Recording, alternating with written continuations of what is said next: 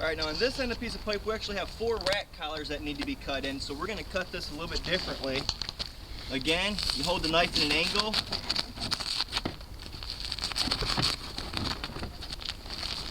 And you're going to go ahead and just get all of them cut out.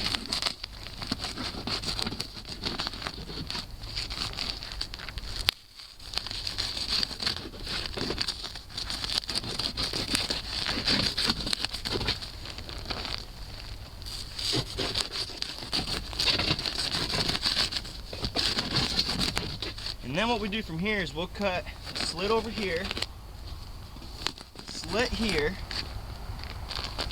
tuck it in, but then what we do, we're just going to cut one slit from hole to hole, and then at the last one, again, an angle, fold the insulation out the way, and now we can go ahead and get all these rat collars on and then put our insulation back.